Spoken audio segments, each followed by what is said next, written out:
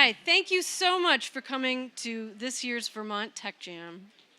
My name is Kathy Resmer. I'm the deputy publisher of 7 Days and I'm one of the organizers. And I can't tell you, I've been waiting for a couple years now to have this space filled with all of you folks and our speakers tonight. So I'm really, really happy to see you. Thank you for coming. I want to acknowledge a few folks before we get started. First of all, I want to acknowledge our hosts at Hula. What an amazing building this is. Yeah. So I think Russ Scully and Rob Lair, Cassidy Pettit, Jeff Henderson, Tim Wall, I think you folks are here. Just want to thank you guys very much, not only for making this amazing space and also being a partner on this event, helping us to plan it and sponsoring it, and couldn't have done it without your support. I also want to thank a few of our other community partners this year. We had Beta Technologies, who we'll hear more from in a bit, Biotech Agilent, C2, Coldwell Banker, Hickok and Boardman, Data Innovations, Global Foundries, Marvell, Mascoma Bank, Norwich University, OnLogic, VIP, Vermont Technology Council, and our organizing partner from the very beginning, the Vermont Technology Alliance. Thank you.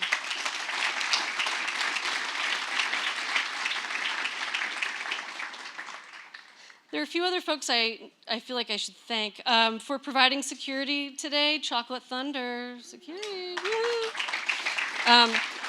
Atomic for our AV during the day. These guys have mic'd us up and they've got these video we're going to show you here.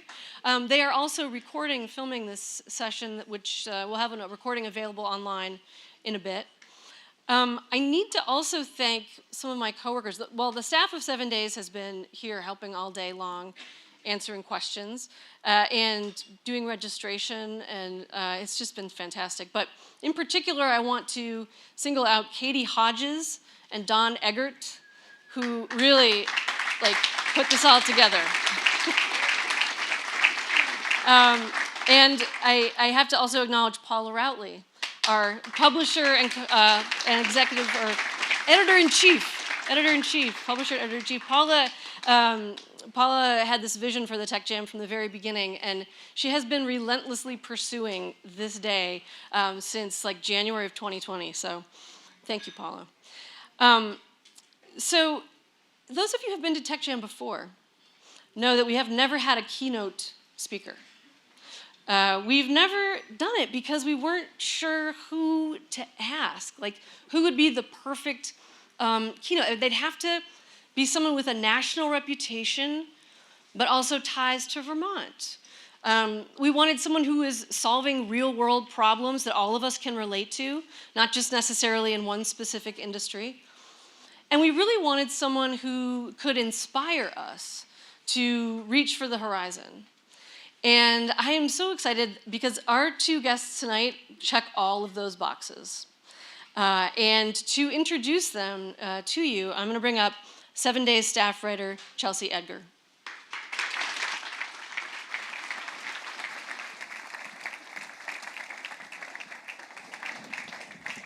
Hello, everyone. Thank you so much for being here today. I am super excited to introduce our two guests, Kyle Clark and Martine Rothblatt, who are building something incredibly cool here in Vermont. Kyle is a native Vermonter. He's a former professional hockey player, a licensed pilot, an entrepreneur, and the founder and CEO of Beta Technologies, which is an electric aviation startup based here at Burlington International Airport.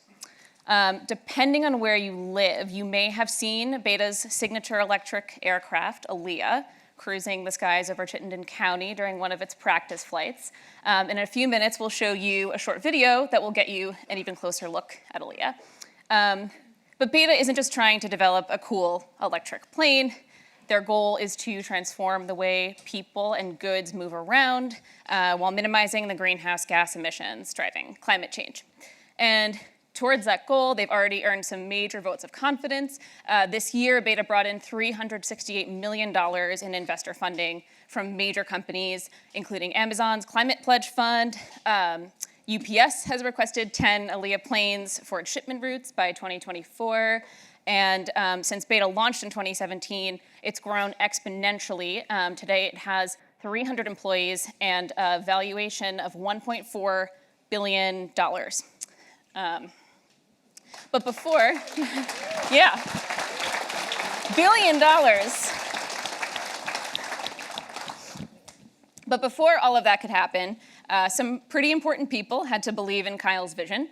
And one of those people, Martine Rothblatt, will also be joining us in a few minutes. Martine's accomplishments are kind of impossible to summarize, but I shall try. She's an author, a lawyer, an entrepreneur, a futurist, an airplane and helicopter pilot, a transgender rights advocate.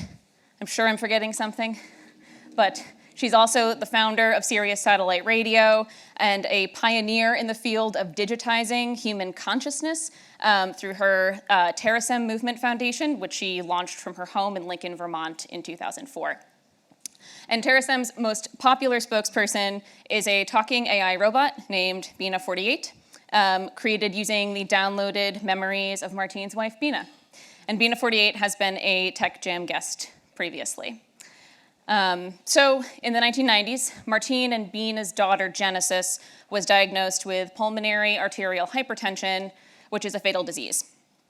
So in an effort to save her daughter's life, Martine researched possible treatments and launched a biotechnology firm called United Therapeutics to pursue them, because that's what you do when you are Martine Rothblatt.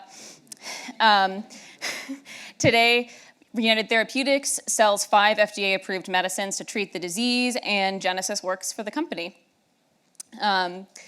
But the only cure is a lung transplant, and organs are in incredibly limited supply. So United Therapeutics plans to manufacture the organs and deliver them to recipients using a very special kind of aircraft, which is where Beta comes in. Martine put up $1.5 million in funding to help Kyle launch Beta, and she serves on Beta's board of directors. So I'm really looking forward to bringing them both together for a conversation in just a few minutes. But first, here is a short video of the two of them flying ALIA.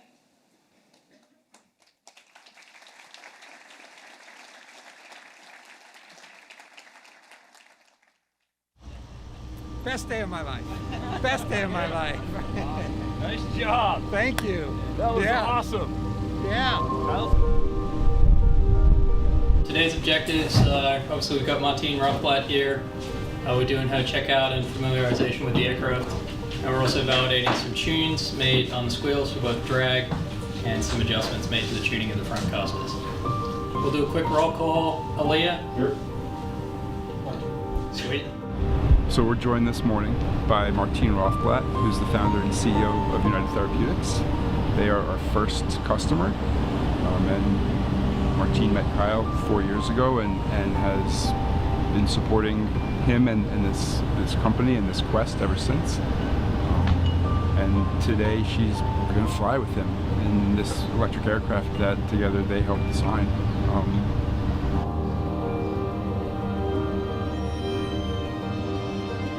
In a minute we're going to be finishing up our pre-flight inspections and loading batteries, and we're going to push them out, and she and Kyle are going to fly this aircraft. And we're really excited to see this happen. Her flying this aircraft is validation of that faith that she's put in us and the hard work that the team has put forward. A nice little armrest pad here.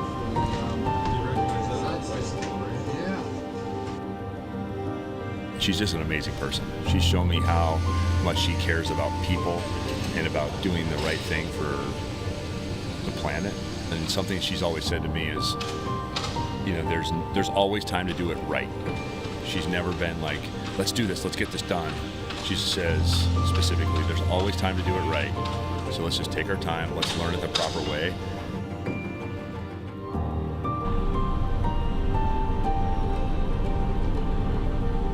What piqued my interest in urban air mobility is the work we do at United Therapeutics in flying organs from one place to another.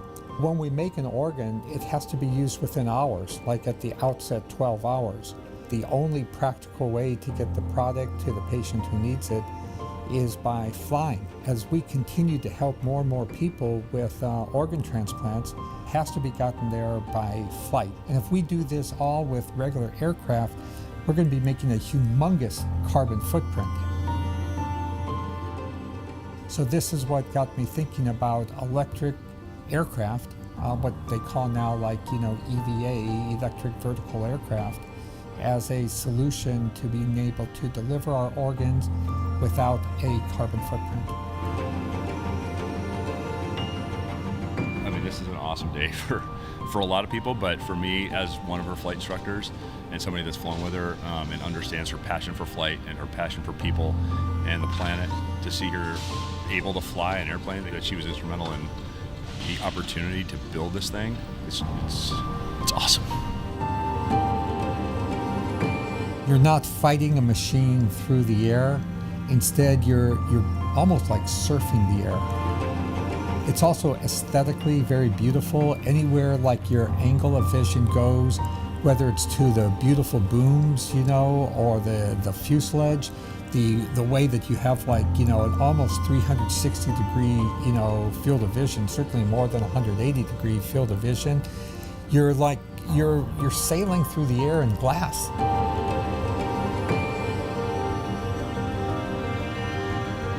But here we came up with this idea.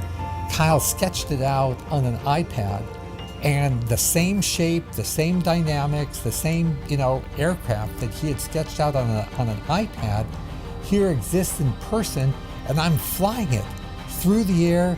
I'm banking it, I'm pitching it, I'm climbing, I'm taking off, I'm landing. It's like, holy Christ, can life get any better than this?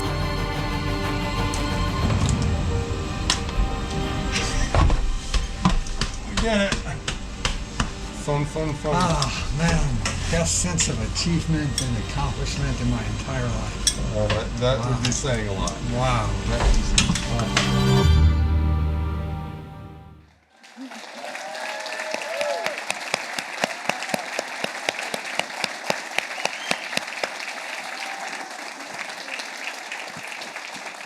Please keep it going for Kyle Clark and Martine Rothblatt.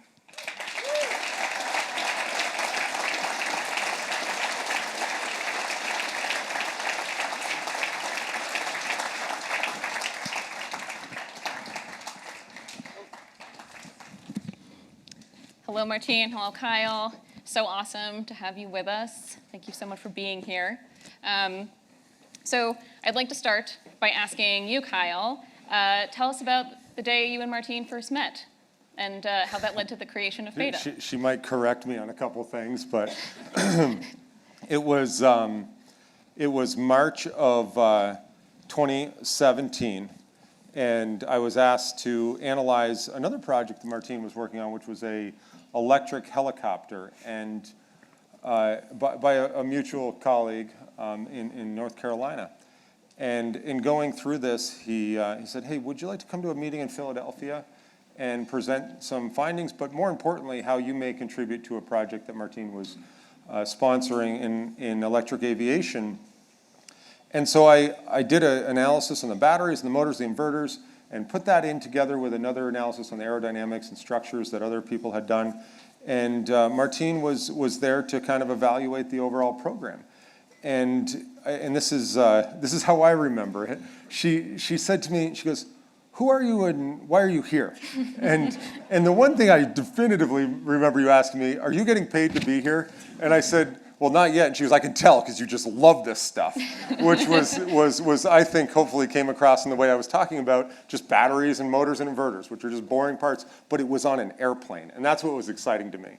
And then, as I had done since, as my wife knows over here, since 2002, pitched her on the concept of Beta Air, which was a more intuitive way to fly an aircraft, but it had a lot of fundamental principles. And the way I see it is she took this vision of Beta Air, which I had pitched at Peak Pitch, the Road Pitch, everybody that would listen here in Vermont, and couldn't find anybody to invest it. And she just gave me a little quarter turn adjustment. She said, how about if we do it in this direction? And she said, I've got a house in Lincoln. Come up here this Friday, which was Willa's birthday, my daughter. And I was supposed to go up there for a 9 o'clock meeting in the morning and come back for Willa's birthday party. And she was 14, now she's 18. And I never showed up for the birthday party. We started talking. That's how we met. And all we could talk about all the stuff we talked about for that entire day. I think I got there at 9 o'clock and I didn't get home till midnight. But it was awesome. And that's what really kind of solidified, in my mind anyway, that there was somebody who was thinking about physics and the world and the interdependencies at a level way beyond which I'll ever be able to do, but at least in that little area that I thought that I was thinking about it. And I had 13, 14 years of thinking about it, right? And she got it immediately and said, yeah, let's go do that. And I'll finish the story. And then I got home that night and I was all motivated. And she has an art curator and an artist by the name of Bill Rock who designs her website and all this stuff. And I'm looking at this and I'm like, how do I write a proposal to Martine? And so I sat down and painted a watercolor-ish, made it into a couple slides, wrote all over it with pen, and sent it to Martine. And it was about 9 a.m. and I was out in the wood shop actually working on a motorcycle. And Katie came out with my phone and she held it in front of me. And there was just 2 words in a text from Martine. She said, "You're on." And that was the acceptance. Thank you.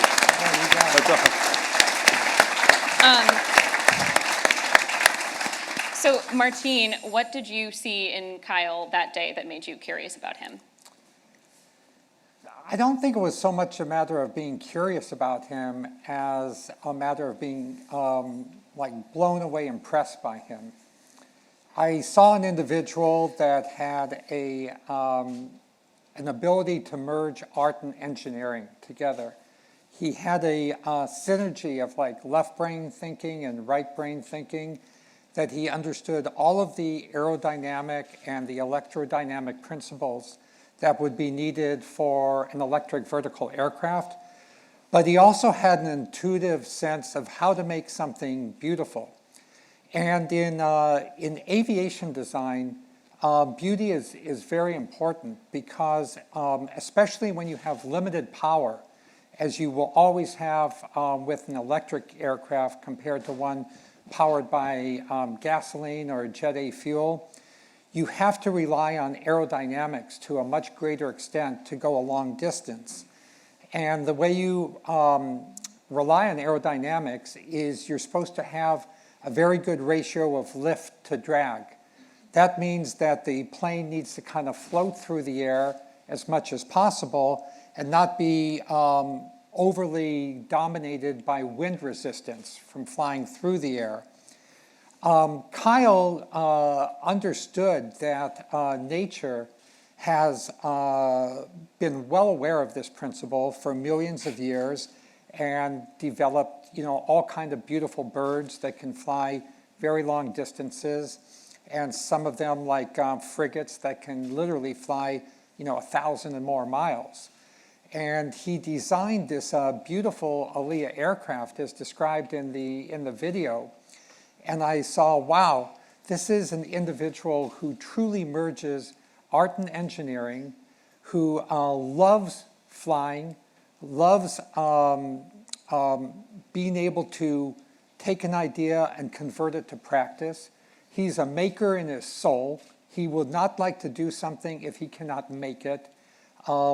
This is kind of like, if I can say, the business soulmate I've always been looking for.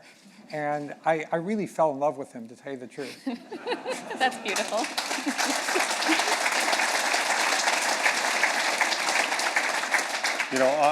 On that note, we were actually out flying earlier today, and I was flying a 1942 Piper Cub, and I had the power firewalled on a 65 horsepower motor, maybe a little past the red line, so maybe it was putting out 70 horsepower. And I kept asking Martine what they were pushing for kilowatts. And they were putting about half the power into the plane and outperforming my plane. And this is where it is immediately obvious to us that when we're building an electric plane, or it was obvious to the folks that built the plane that she flew this morning, that precious energy in the batteries has to be sipped as carefully and purposefully as possible. And that means people like, where's Minot?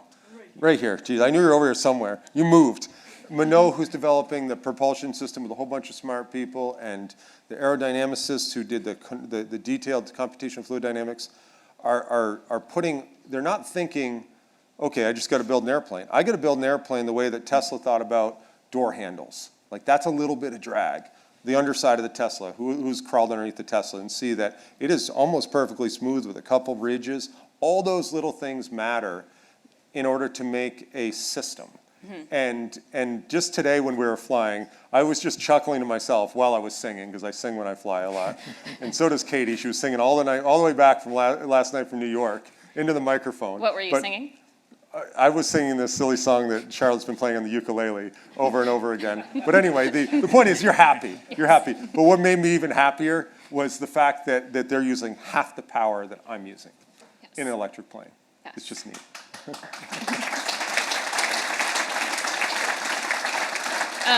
So talk a little bit about the evolution of Beta from this sort of idea of aviation as a kind of passenger-specific form of mobility to the cargo and logistics stuff. Like, how did that come about?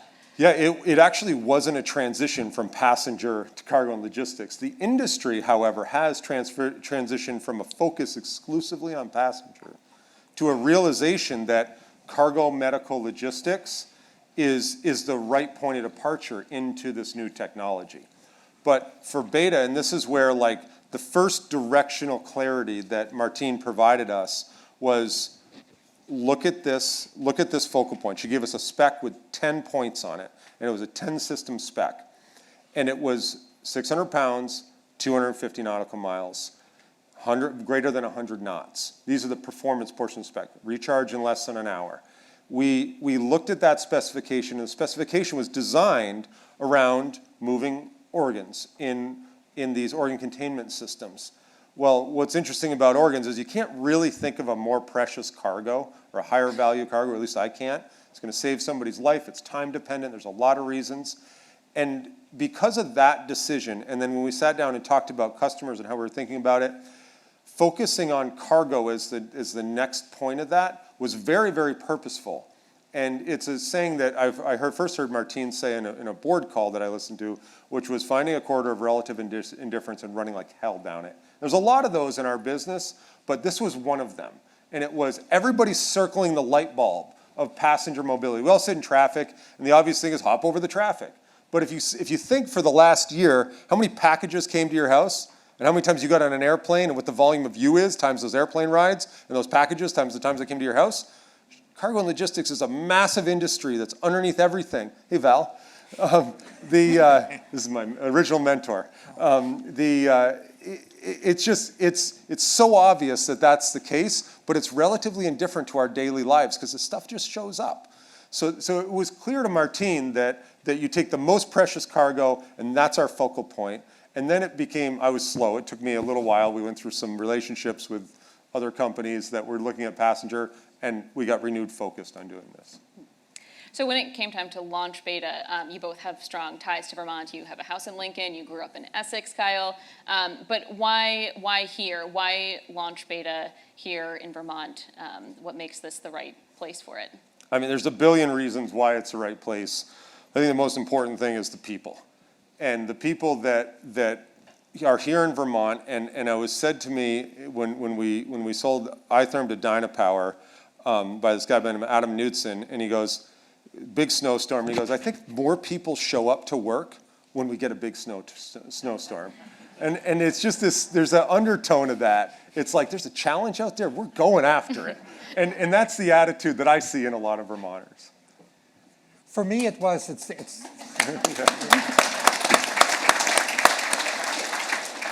you know, it's very kind of full circle for me in Vermont. When our youngest daughter, Genesis, developed pulmonary arterial hypertension, as mentioned in the video, one of the first things that the doctor said is she first fainted and collapsed on a ski trip in Telluride, Colorado. And our family always took skiing trips together. The doctor said, you cannot go above 5,000 feet altitude anymore. It's going to cause her arteries to constrict more, and at any time it could just cause her right heart to collapse. So we gathered the kids around. We have 4 kids, and we said, well, we won't be going skiing in Colorado anymore. We'll just have to go skiing in like Maryland, which is kind of like not skiing. So the 3 older brothers and sisters said, why can't Genesis stay home and we'll all go to Colorado? I said, no, we're not going there. So I did research. I said, there must be someplace on the East Coast which has Colorado-like snow. And there were like early versions of the internet at this time, like in the 90s. And I came across Jay Peak, Vermont, which had like, the number of inches of snow and the fluffiness and just, beautiful skiability that you would find in Colorado. So we began going every winter to Jay Peak, and Genesis was able to go there and continue skiing. And then our son, we were in Vermont so much, he wanted to go to Goddard College and went there, graduated from UVM, then got his master's from Goddard later. So we developed like really strong ties from Vermont. But it started with our daughter.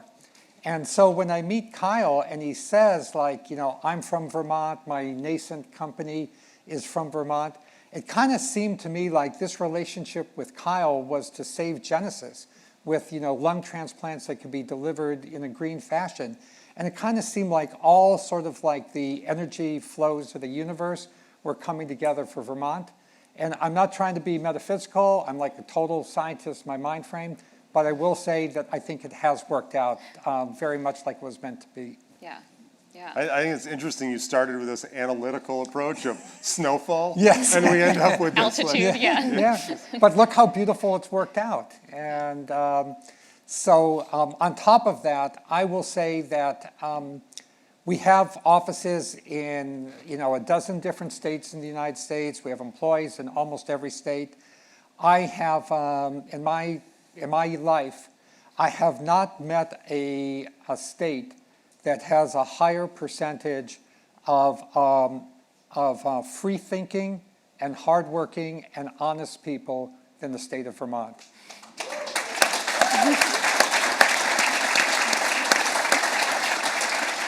So, Kyle, in just about 4 years, you've taken Beta from a concept on an iPad sketch to a company with more than 300 employees, and you have you've started businesses. You're an entrepreneur. Martine has been at it a little bit longer.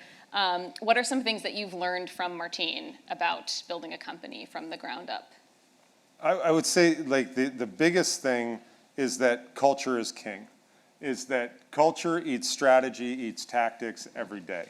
Really focus on the culture, and the number of employees is like a tertiary byproduct of this. It's what I'm most proud of is when we walk into our business today, all the people that are in the business, and there's tons of them here today, they know what they're doing, they know what their purpose is, they feel good about it, they want to work with their colleagues, and the second thing is focus. It's here's what we're after. Define it very clearly. And it makes it easy for all those people to get behind it. And yeah, as you grow the business, you got to add people. But the objective is not to add people. That's not the measure of progress in my mind. The measure of progress is what the output of those people are. And I think the most extreme example is in software, where you can have a software engineer like Artur Adib, who has an office down here, who can put out about 10 times as much as another software engineer next to him. And how is that possible? Well, it's possible with focus. And the same thing's true in writing. We've all been in there. We have 3 hours to write a 10-page report. Somehow we get it done. Last week it took us 2 weeks to write the same 10-page report. But when you know there's a clear objective, it's focused, and you're not kind of sure that maybe something might be in that direction, it's that spec that I just, 250 nautical miles charging less than an hour, 105 knots. That's where we're going. You ask anybody in the business what our objectives are, it's clear. We're not going to get there in one shot. So I think that's like one of the biggest lessons. 100 other lessons, but that's the first one that comes to mind. Would you like to add something? Do you feel like there's anything you've imparted to Kyle that you've seen him take and run with to great effect at Beta? I think there's a lot of things I've actually learned from Beta and learned from Kyle. One of those is that no paper project ever fails. If you want to do something, you have to make it. And I have been so impressed with Beta and Kyle that every single idea they have, within 24 hours, they're trying to make it. They have an idea for a better motor. Minot is going to be in charge of building it. She is like 100,000% hands-on. You know, if it's not real, it's just fiction. And I was one of the, right after I met Kyle, we developed this idea of why don't we try to persuade people in the country that electric aviation is real by flying an electric plane across the whole country. And so within days, Kyle was building it. And we could have talked about it and it would have never failed, but it would have also never taught anybody anything. Instead, we started building it. It was and is the heaviest eVTOL that has ever been built and ever been flown. And it's flown up and down Plattsburgh Airport countless times, vertically lifting, transition, everything. But there was a time in building it when we said, you know, this is something that we built for the purpose of flying it across country. It's not something that was built for the purpose of getting it certified by the FAA, approved by the FAA, and starting to fly people's organs to different places to save them. So now that we've learned everything that we can learn from this, let's cancel that project and move on to what's most important.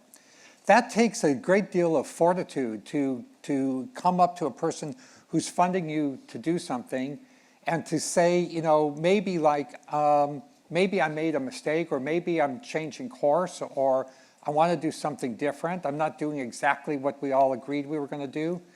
But that made me believe in Kyle even 1,000 times more, because he was willing to question authority, and everybody at Beta is willing to question authority.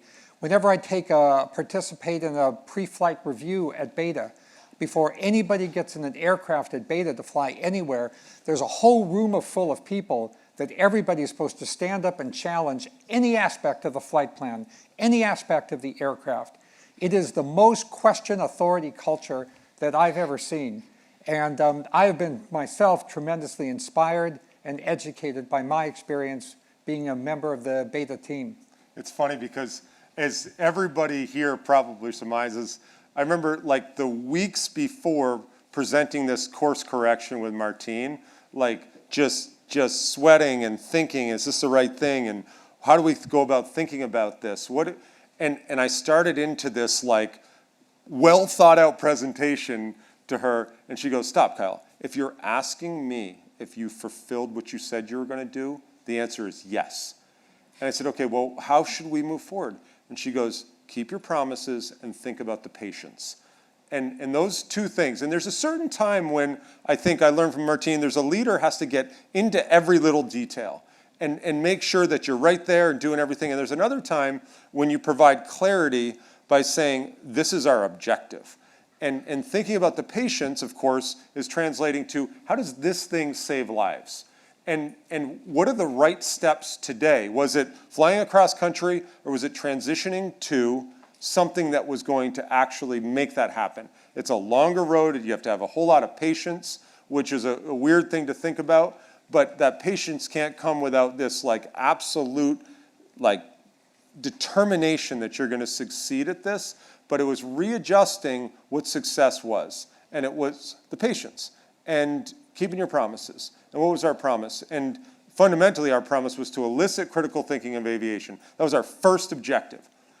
Yeah, of course, flying across the country on an electric plane was going to elicit a lot of critical thinking because it wasn't a paper project and we were going to fail. And when we walk into flight tests, aside from what Martine says is this challenge culture that we've attempted to really encourage, is the concept of not let's go have a perfect flight test. It's let's go expose the issues.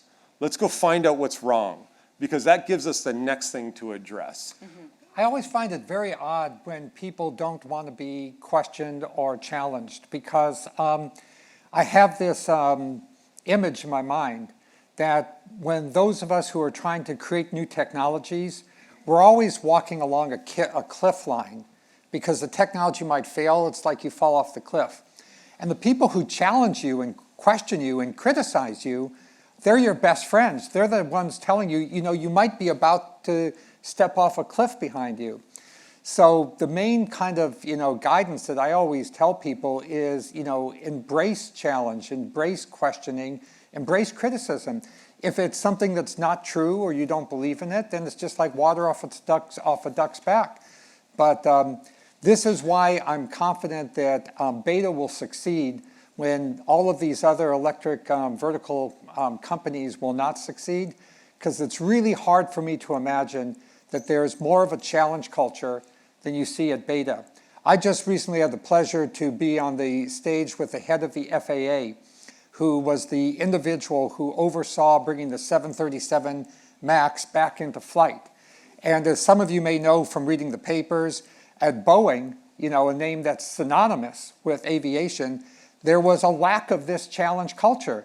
And people knew that things were wrong in the software, and they were afraid to tell their boss or whatever, and it was like a whole big hierarchy. And look, unfortunately, all the lives that were lost in that. The new head of the FAA, Steve Dixon, I think is a very solid guy. And he told me how he personally made sure that before the 737 MAX was brought back into flight, he personally flew it. He is a former F-15 pilot, so he knows how to fly. But he said before he was going to put Americans and other people back on that plane, he was personally going to fly it. And he was going to challenge and question everybody at Boeing in the hierarchy about it. And that's what Kyle does. Kyle is our Steve Dixon, and this is why I'm confident that Beta will succeed. So what are some of the qualities that you're looking for in employees, aside from this willingness to question and challenge? Just what is sort of the kind of, what are the kinds of people that you are seeking right now? I feel like I'm going to give away all of our secret interview techniques. A couple things. This was like the theme of Design Book and Venture Co., which was my former business here in town, which was common passions and complementary skill sets. Like fundamentally, you have to have a team that is built up of different puzzle pieces of people who do different things, are experts in different things. But what makes those people really powerful is having a common passion. So when people come in, I will ask questions that will expose whether they care about sustainability, they are just intensely curious about technology, and if they love aviation. And if everybody in the business has 2 out of those 3, then you always share a common passion with your colleague, which makes your work better. That's the first one. The second thing is something I learned from Martine is that artists that are engineers that love what they do make better employees. And so the subtlety there is that art comes in many, many different forms. And you expose this when we talk to people about, you just start asking, what do you love to do? Is it something that is creatively driven? Is it something that's analytically driven? Is it trade stocks? I don't know. Nothing against a broker in here. But it's like, if you love creating things and you have this like ability to see beauty and it's in many different forms, like structural beauty and load paths are different than aesthetic beauty and form, are different than beauty in certain forms of art or decoration or whatever. But you see things as a system when you see things beautiful. And that systems thinking can be kind of mixed in with art because it all has to fit and be I don't want to say symmetrical, but it has to be in harmony, I think is the right way. So it's those 2 things. It's common passions, complementary skill sets, and it's the engineer artist who loves what they do. Yeah. And, in terms of the workplace culture, also, it's, for instance, employees don't have to get vacation time cleared with their supervisors, right? They can just check in with their teammates and say, hey, how's this project going? Is it cool if I take off? Why that particular vibe? Like, why is that right for what you're trying to accomplish at Beta? I think that when you give somebody the authority and the respect to make a decision, and I liken it to Chamberlain's Farm Market out by our house in Underhill, where you go up there, and in the fall during harvest season, there's a coffee can that's packed full of $3,000 by the end of the day, and you make your own change. And I'm like, Paul, do people steal from you? And he's like, first of all, it costs me more to put somebody here watch and owner everybody, but when you go up there and you make your own change, it's the respect that he's given you to make your own change. And it's a good example, I think, of the vacation thing. Nobody knows better than me buying the vegetables or me as the employee if my trade with the business is in harmony. If what I'm taking away, not from this building and the money over there, but all my colleagues, that's the business, all my colleagues who care about making this successful and what I'm giving into it. And that trade can come in all different forms of compensation. Equity compensation, getting free flight training, cash compensation, just the fact that I'm being part of something that's meaningful, and what am I doing with what comes out of that? And my vacation and how much time I put into it affects those people. So the idea is, you want to go on vacation? Well, you make sure the person you're working right next to every day, you're not going to leave them high and dry, that you check in with them. Because whoever is the, quote, manager, doesn't know shit about like whether or not you're letting your colleagues down. They have a vantage point. They have a particular perception. So go to your colleagues, and everybody who's a colleague, if you've earned that, they give you a high five and say, yeah, absolutely. I'm happy that you're going to do that. So that's the idea behind the respect that's given to make those decisions, and also the philosophy that vacation is as a thing, which is really inseparable from whether you leave early or whatever. It's just a concept of what you're giving and what you're taking. Mm-hmm. It has to be in balance. Yeah. Yeah. So switching gears a little bit, just this week, doctors at NYU completed the first successful transplant of a genetically modified pig kidney, which was developed by United Therapeutics. So, yeah.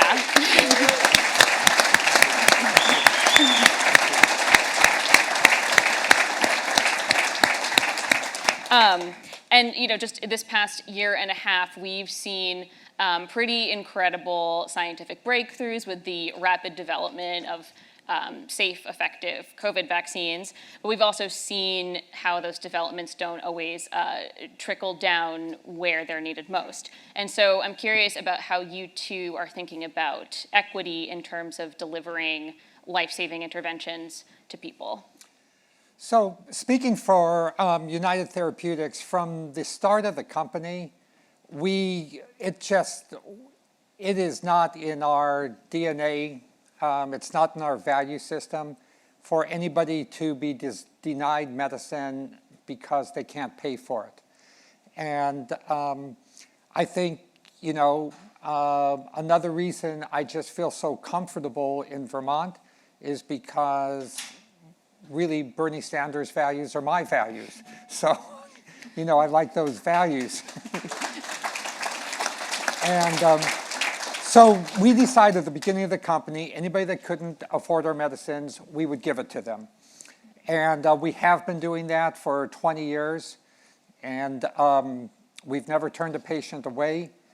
Later on, it turned out, before the laws were changed, there used to be lifetime caps to insurance contracts.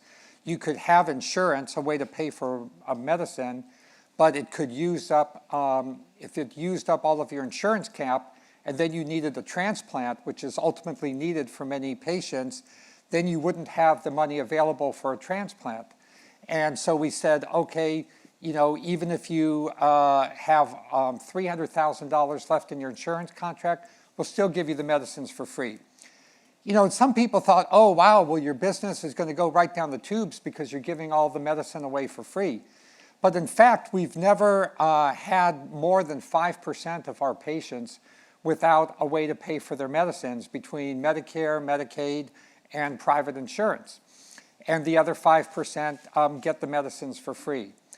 We've now saved over 200 people's lives with refurbished lung transplants, lungs that were donated kindly by people, but doctors said the lung was so beat up or full of mucus, otherwise not transplantable, they were going to throw it away. We've told them, send them to our lung rejuvenation center in Silver Spring, Maryland, and another one at the Mayo Clinic in Jacksonville. We refurbished these lungs 200 times. We've now been able to save people's lungs with lungs that were going to be thrown away. No cost to the patients whatsoever.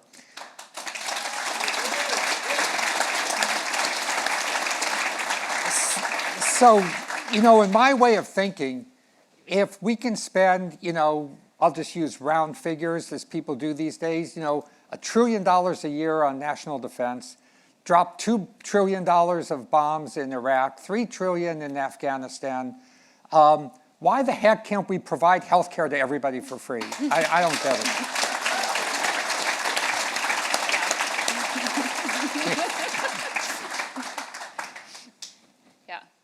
Yeah. When I remember the day you sent me the article that said we just transplanted our first refurbished lung. It wasn't that long. It was 3 years ago, Yep. 3.5 years ago. Yep. And then I remember you sending me not too long ago, maybe a year ago, we did 2 in 1 day. Yes. And it's just this accelerating curve of adding, and this isn't an insignificant number. How many lungs are transplanted a year? About 2,000. So we're now up to 10% improve. I mean, And not all done in everybody 1 year. thought it was impossible. I will tell you, coast to coast, people said that you cannot have a lung out of the body for more than 8 to 10 hours at most. And we have to have it out of the body from wherever the person died, fly it all the way to Maryland or to Jacksonville, still out of the body. So that right there uses up your 8 to 10 hours. Then we have to refurbish it, which takes 4 hours. Then we have to fly it again to wherever it's going to be transplanted. So you're kind of beginning to see why I need this electric vertical aircraft, because we fly these organs around a lot. Yeah, and you've long been an advocate for the ethical application of technology to transcend our biological limitations, and so there's a very clear link there. But I'm interested just in hearing more about how electric aviation and beta figures into that for you. Sure. So United Therapeutics is what you call a public benefit company. It means that profits are important, but are no more important than patients, and profits and patients are no more important than the planet. So all three of these things are equally weighted in our decision making. And we've always thought that, it doesn't really make a whole lot of sense to trash the environment in order to save lives, because ultimately that's going to hurt a lot more lives. People kind of forget that 8 million people die a year from greenhouse gas emissions, especially sulfates and stuff from burning coal. 8 million a year, that's that's a holocaust of people, every year. And so when we build our buildings are all zero carbon footprint buildings. We've now finished a couple years ago. Kyle was at the grand opening for it. The world's largest zero carbon footprint building. It's where we do our clinical trial research. It's called the Unisphere in Silver Spring, Maryland. 150,000 square feet. All of the heating, cooling, and electrical loads are all produced right on the site of the building itself in Maryland. And so our belief is that companies have an obligation to basically zero out their greenhouse gases. It's and Martine's vision is having obviously a big impact on the decisions we make at Beta. And the way, as she was talking, I was just kind of constructing this thing in my head, which is the company is made up of the people. We as humans are, let's call ourselves triple bottom line, but I know there's a lot more. We don't simply, how many people work here just for a paycheck? Not a lot of hands, right? We care about the culture, we care about the people, we care about the people we work with. We care about, let's see, our environmental footprint, because we care about our kids and our colleagues and people that may not be as robust to an environment that isn't awesome, whether it be the air we breathe, water we drink, or anything like that. But if you boil that back and you say the company is a people, we all are a triple bottom line company, whether we're PBC or not. PBC openly says we're allowed to do that within SEC rules and all that other stuff. But I went to Martine not too long ago, and I started thinking about our new production facility here in Burlington. And we said, are we going to put in 300 thermal wells to the cost of $13 million? And we are like, we are in a space race. We're trying to make it here. We got to get this aircraft certified. Does that help us do this? And she goes, well, I think what you're forgetting, Kyle, is it'll help you get good people that are aligned with your values. So just in recruiting, that will pay for itself, which is a total twist on like this. And it was speaking to the awareness of people to be multiple bottom line people. And you know, I've been able to do like a scientific experiment on that. So when we built the Unisphere and people challenged us, it turns out to do a zero carbon footprint building, it costs about 20% more than to do a polluting building. And you know, that adds up to millions of dollars when you're building big buildings. And some people said to me, why are you spending the extra money? I said, well, first of all, it's the right thing to do. You should do things because they're the right thing to do. But I said, secondly, I believe that we will retain our people better and hire better people. Now, it's in biotechnology right now is an extremely competitive market, like you were talking about the COVID vaccines and everything. And and more than half our employees are millennials. So we began asking people, you know, why are you working here instead of at any number of other biotech companies? The number one reason that came up is because I enjoy working in a zero carbon footprint building. I enjoy feeling that my life is not contributing to climate change. And we also have the lowest turnover of any of our biotech peers. Now that can't be by coincidence.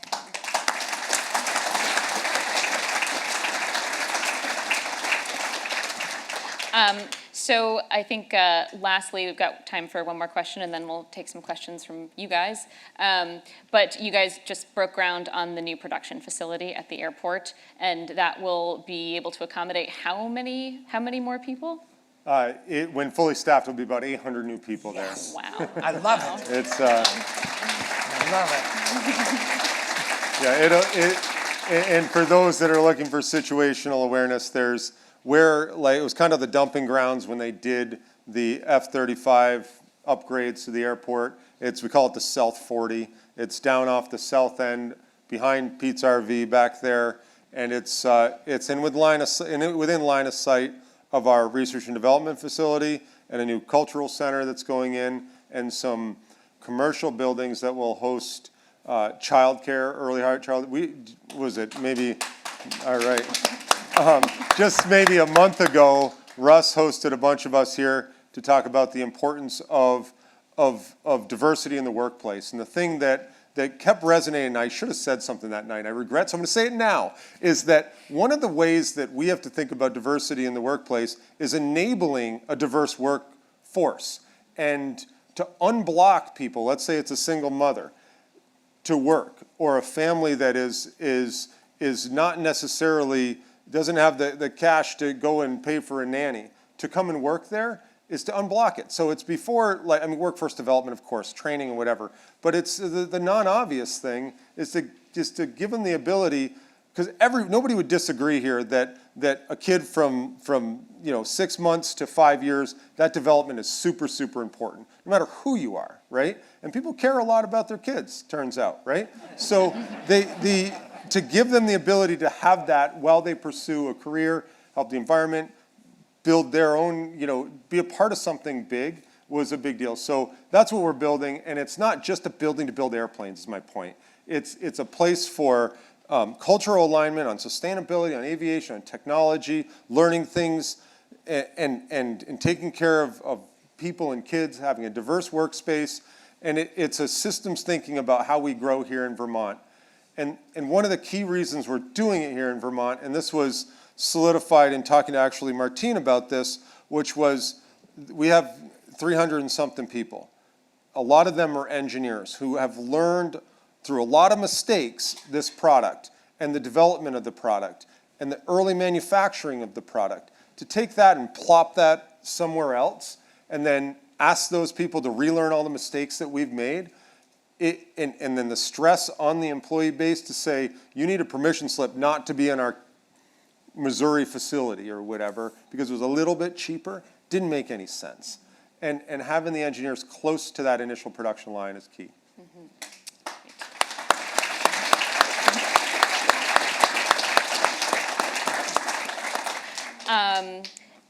We've got time for some questions from you guys. If anybody has anything they'd like to ask Martine or Kyle.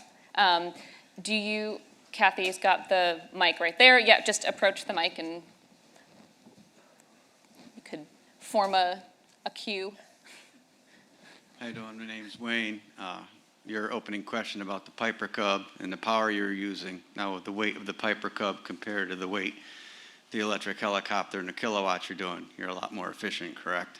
Well, so what we were flying this morning were two equally sized planes. We weren't flying that one. Martine was flying a different electric plane that was still about 1,300 pounds, mass takeoff weight, Piper Cub obviously about that, 960 or something, plus my big button there. But yeah, it was a very similar weight, but my point was drastic differences in L over D are one of the things that enable electric propulsion, being smart about the whole system. Very good.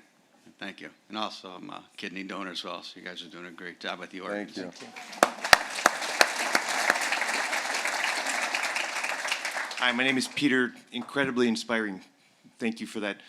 So just two-part question. One, was Leonardo da Vinci an inspiration when you think about art? And also, where do you see the company and the technology in 10 years? Thanks. I'm going to do something a little weird. This is Leonardo da Vinci. This is the natural wing. This is the biomimicry.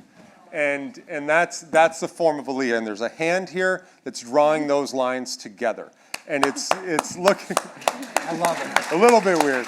And by the way, the no paper projects ever fail is here. Keep Vermont weird. Keep Vermont weird. But that, yes, Leonardo da Vinci, I mean, way before his time, thought of these things and the way the world is working, looked uniquely at how physics worked and created these machines for many different purposes with this fundamental understanding of how things worked and how things came together. This is something that Martine and I talk about quite a bit. It's like that vision is like the genetic sequencing. And we've got this type of understanding, this type of computing power, we've got this type of biology. Wait, we can put all that together. The physics are here. We understand them now. And Mother Nature is going to let us do it. And we've got this technology. It's not just 1 + 1. It's like 8 different A, B, C, D coming together to create something different. And that's really, I think, a unique skill. I forgot your second question. Where will the company be in 10 years? Oh, where will the company be in 10 years? In Burlington, Vermont. But the yes, we're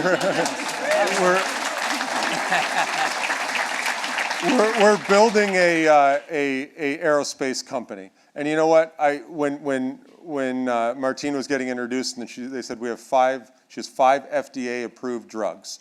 I leaned over to her and said, okay, that's our new goal, 5 FAA approved airplanes. So we're building an aerospace company. We're not building a single airplane or a recharging pad company. This is a stepping stone. The application it's after is a point of departure, and we use those terms very specifically. And Burt Rutan used to always say, people say, what's your favorite airplane? Design hundreds of airplanes. My next airplane. And it was a thought that, yeah, you got to make it real today, but I know I can make it better. Kyle, can you talk for a minute about the nationwide network of recharging pads and how that serves as a storage for recycling batteries and for storing renewable energy? Yeah, for sure. So in Burlington, if you're going to the main terminal and you look to the right, you'll see some shipping containers, an elevated helideck, and a bunch of containers off to the side. In some of those containers off to the side are arbitrage batteries that were previously used for a different purpose. You can see where this is going. When we fly with airplanes with batteries in them, they'll have some degradation. They degrade to a point where they're no longer really good for flying organs, but they still have 10 years of life on the grid. Meanwhile, we need to charge up a whole lot of airplanes. And our electric grid has quite a sense of humor when it comes to like getting bigger and pushing more total energy through it as we spread it out. Doesn't have much of a sense of humor to say, I want these super peaky loads. And charging airplanes has these super peaky loads. So with those arbitrage batteries, we're able to suck energy off the grid at the right times during the day, store it up, and when the airplane lands, we slosh that energy from our recycled or reused batteries into the airplane. The grid's happy because it's a nice, stable off-taker. We don't have to put diesel peaker plants on it. And the plane's happy because it charges really quick and we get the organs where they need to go. So we started that in Burlington, went over to Plattsburgh, New York, down to Rutland, over to Rome, New York, all across Pennsylvania, down to Dayton, Ohio. And then we went further. We went all the way down to Arkansas. And now Martine's putting in the first 7 pads at hospitals. I can't rattle them off. It goes all the way into Florida. Yeah, Mayo Clinic, et cetera. I believe in 10 years, there will be hundreds of ALIA aircraft flying in the air. And in the 2030s, by the end of the 2030s, the most common aircraft that anybody will see in the air will be an electric aircraft from Beta Technologies.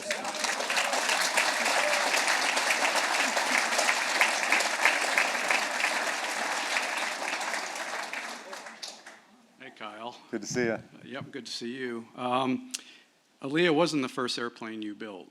I think you were trying to construct one at home, and you didn't have FAA approval, but somehow your mother was serving in that capacity. Can you talk about that?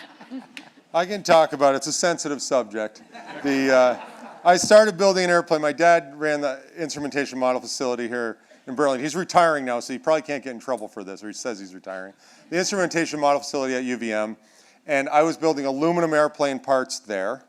And I actually still have the aluminum airplane parts that I was making. We called it G-jobs on the side, right?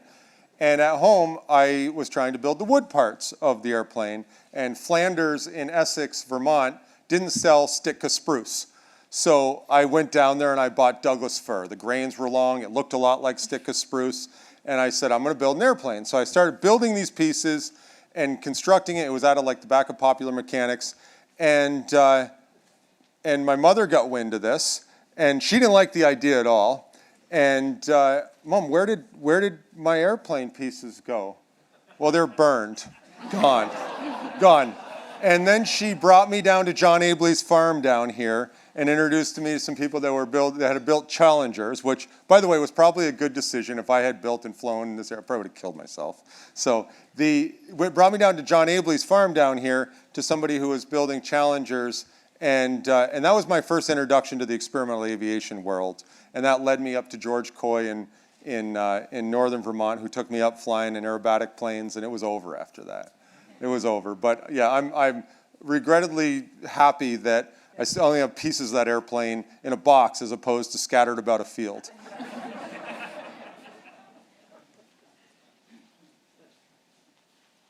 Hi, Kyle. You talked about there are approximately 300 people in your company, and most of them are engineers. I'd love to know how many are artists. Second part of my question, can you describe a little bit more what the cultural center that's going to be a part of Beta in the future, and what does that look like? Yeah. Thanks. I don't know that I'm the best person to talk all about it. There's a lot of people here from Beta that are working on that. But the cultural center, we know we need a training academy. There's a different type of airplane to fly. We know that we want to provide a place for our own employees to learn to fly, to get into the flying culture, and that all of those things that make somebody really love a business and want to be there need to be a part of that. So we sponsor or commission, I don't know what the right word is, art containers, for example, to inspire people to think differently about stuff. We think about the science behind electric aviation, and John Cohn, who's here, I saw him earlier, is coming up with all these ways of getting people thinking differently about it. So when thinking about how to describe a training academy that inspires people, that gets people into aviation, allows them, if they already love aviation, to go and practice that, sustainability, and all the things around it, we said, you know what, let's just call it a cultural center, because that's a culture of our business. And it could be misconstrued with, is it like an international cultural center? That's not what it is. It's a cultural center that's centered around the values of our business, sustainability, technical innovation, aviation. And that's going to be right over by the Valley West apron on the airport. Thank you both for being here. Clearly, both of you are a force of nature. I wanted to step back a bit and broaden the question. How does Vermont become a force of nature? How do we create the ecosystem that impacts the world here in Vermont? Because it strikes me, because we're such a small state, that we can work together to tackle very large issues. I think it starts really with education.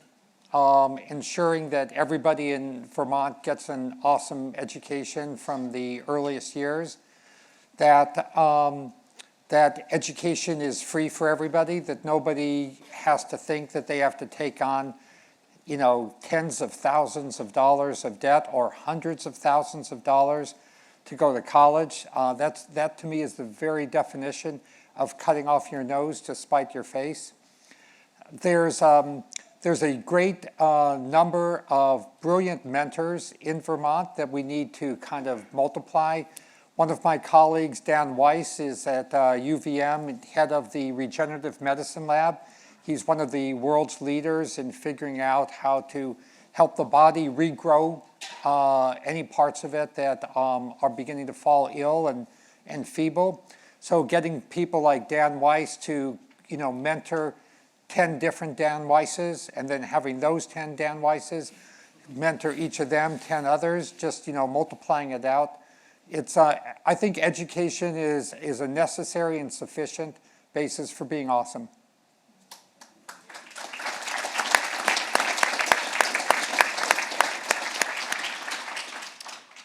In terms of beta technologies, what is the most important things you disagree on, and how do you run with that disagreement?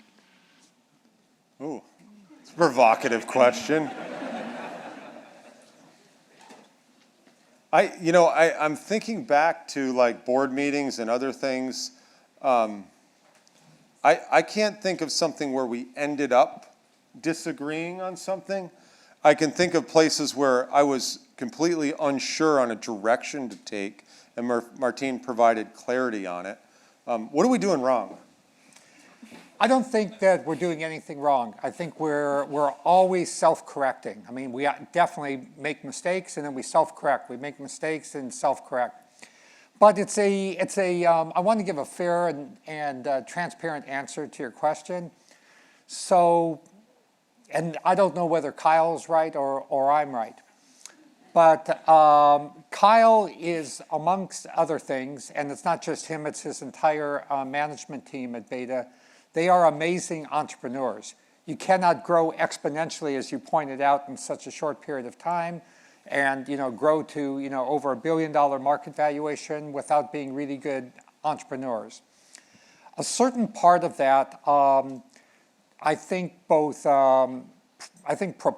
them to publicize what they're doing a lot, and to garner headlines, garner news media coverage, and that sort of thing. And they've been, I think, pretty good at it. There are other electric aviation companies that are much more so. Like they're just constantly trying to hype themselves to get their names in the press, whereas I think with Beta, it's always based on substance. They've really accomplished something, and then they get an article written about them. But I'm a little bit more cautious about that. We often joke that at United Therapeutics, our ticker symbol, which is UTHR on NASDAQ, that it actually stands for under the radar. And even with this recent, first genetically modified xenokidney or porcine kidney, people were saying to me, okay, Martine, we should issue a press release. I said, no. Let the doctor who did the transplant issue a press release. Let NYU Langone, who did this surgery, issue it. We'll stand back. And there's a saying that I always remember, which is basically the best way to get something done is to do it before anyone else knows you're doing it. And so that's kind of like the antithesis of always publicizing everything that you do. But I'm not saying that I'm right or Kyle's right. I mean, Beta has a need to raise a lot of equity money. It's still some number of years before, there will be an FAA-approved plane that can be rolling off the assembly line here at Burlington. But that's an example of, I'd say, the only place where Kyle and I ever really kind of disagree is he may want to fly a plane to an air show and show the beautiful Aaliyah, and it's natural to want to do that. And I'm like, why do you want to do that? You know you're awesome. We know you're awesome. You don't need a bunch of strangers to tell you you're awesome. This was a real conversation.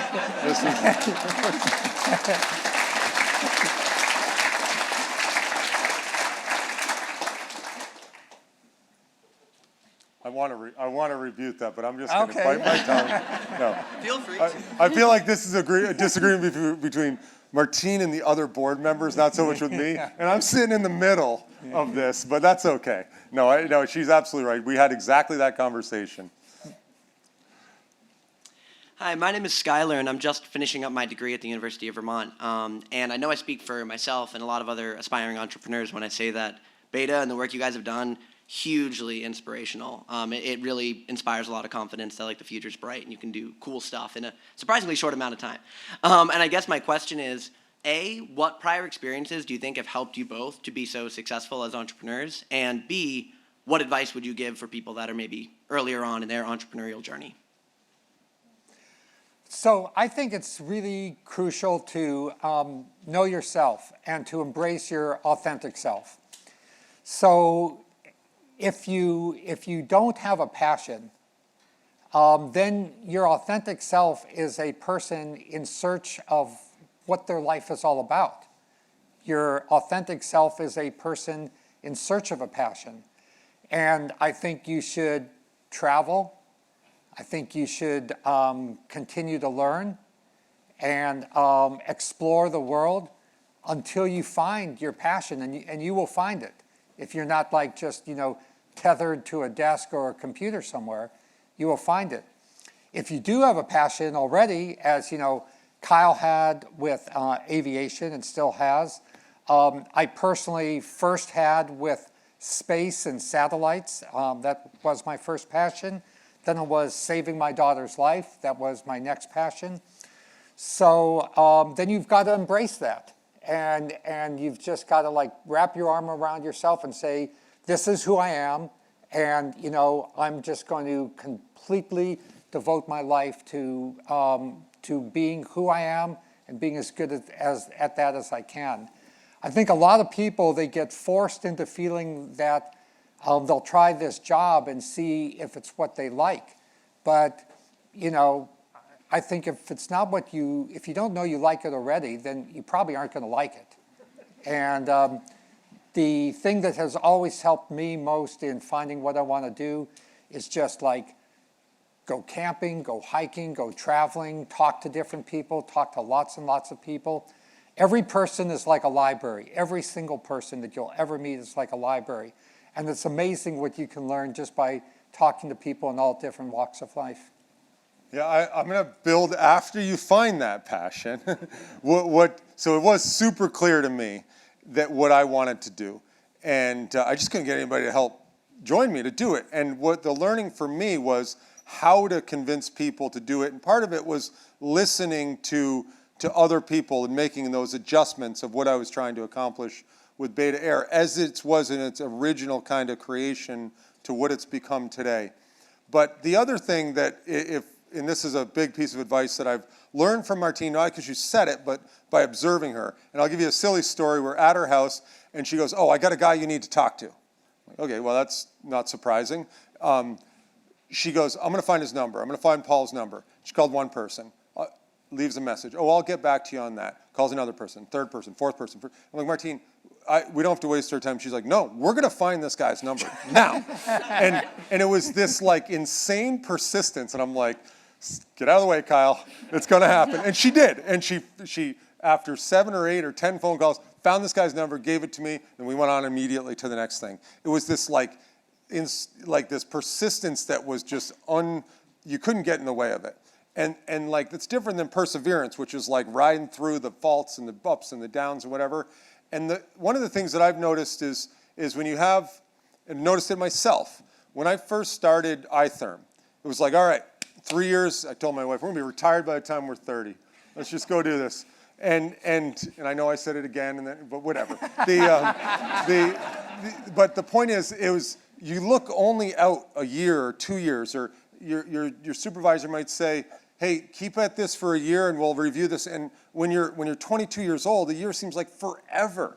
And to think a little bit longer and longer. So it took me 17 years of pitching beta before somebody said, that's a good idea, let me adjust that and we'll go this way, right? And like, that was, I wouldn't call that perseverance. It was like, as Katie will tell you, I was every minute that I started another business was only so that I could get something to help start beta.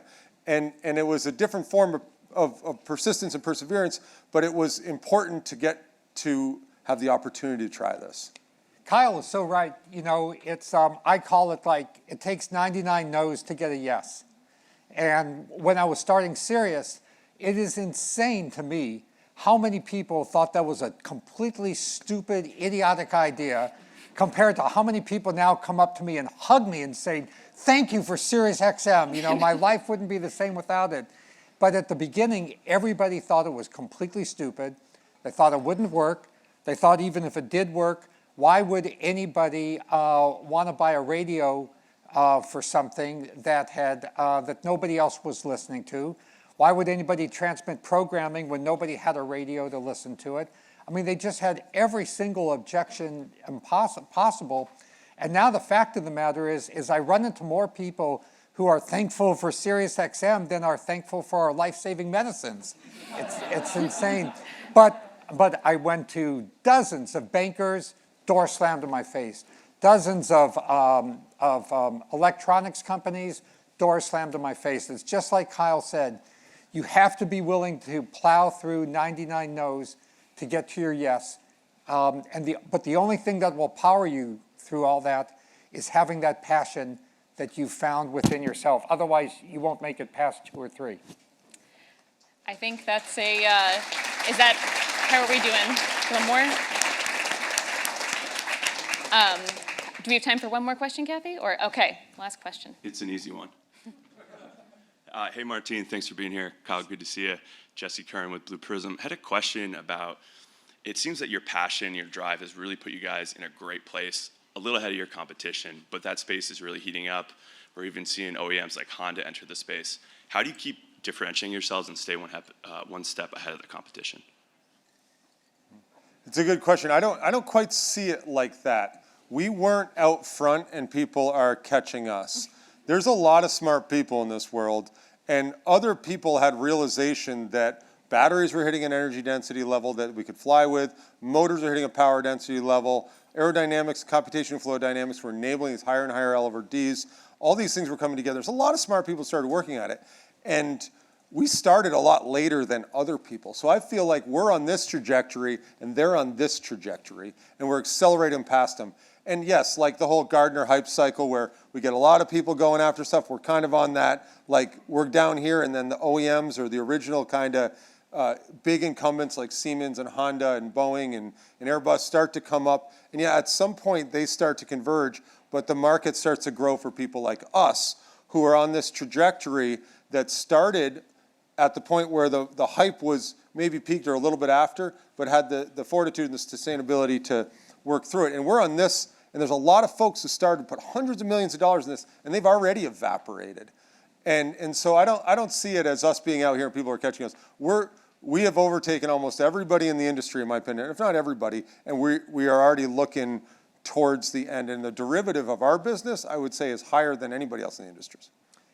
The only thing I would add to that is that when I first visited Kyle's brand new offices in Burlington, he had some really perfect quotes on his board, on his wall. And one of them is one of my all-time favorite quotes. It's from Margaret Mead, that it only takes a small group of committed people to change the world. Indeed, nothing else ever does. And Beta, with its 300 people, is a small group of committed individuals. Honda, Boeing, Lockheed, I mean, they are so humongous, they can't even figure out, like, you know, who's in charge of what. And I think that our nimbleness by being a smaller company, our focus on this cargo and logistics market, which everybody else has ignored, will enable us to succeed, notwithstanding more and more big companies coming into the space. Yeah, I'm going to just one more really funny kind of quick story.